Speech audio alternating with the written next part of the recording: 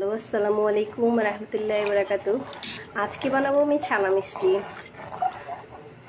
তো দেখেন কি করে ছানা বানাই। ছানা কাটার আগে 1 চামচ আটা গুলিয়ে তারপর দিয়ে দিবেন, তো ছানাটা সফট হয়। আর হচ্ছে এই যে এই গরম ধরা যায়, তো সিরকা দিয়ে দিচ্ছি,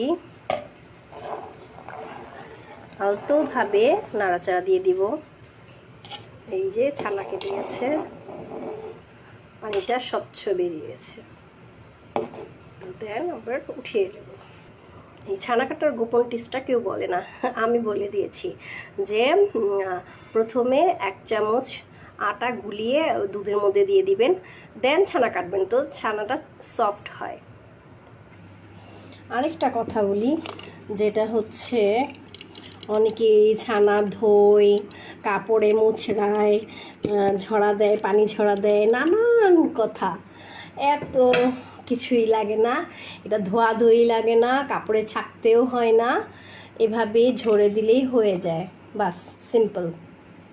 এই যে কালো কালো গুঁড়োগুলো দেখছেন, একটু এলাচের গুঁড়ো দিয়ে দিলাম, দেন এখানে দিয়ে দিলাম, আমি ইউজ করি ডিপ্লোমা ফুল ক্রিম, এটা আমার ভালো লাগে। দেন এখানে একটু পাউডার দুধ দিয়ে দিলাম। পাউডার দুধটা দিলে কি একটু বাড়ে, আবার টেস্ট হয়। কর্নেস মিল্ক দিলেও মজা হয়, বাট আমার কাছে আপাতত কর্নেস মিল্ক নেই, তো এই তো মাখিয়ে নিলাম। মাখিয়ে নেওয়ার কারণ হচ্ছে চিনিটা গলে যাবে, ভাজতে সুবিধা হবে।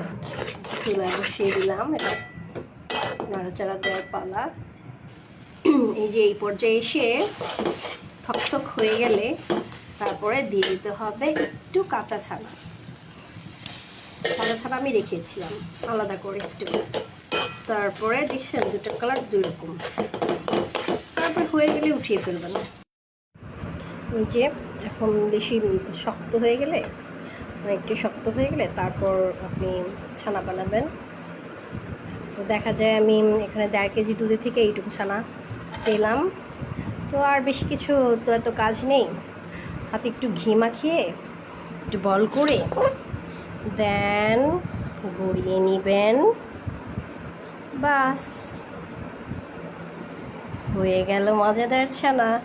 আজকে আমার বড় মেয়ের রিকোয়েস্টে ছানা বানিয়েছি, ওর খুব পছন্দ, প্রায় মাঝে মাঝে বানিয়ে দিতে হয়, তো দেখা যায় খুব পছন্দ করে ও।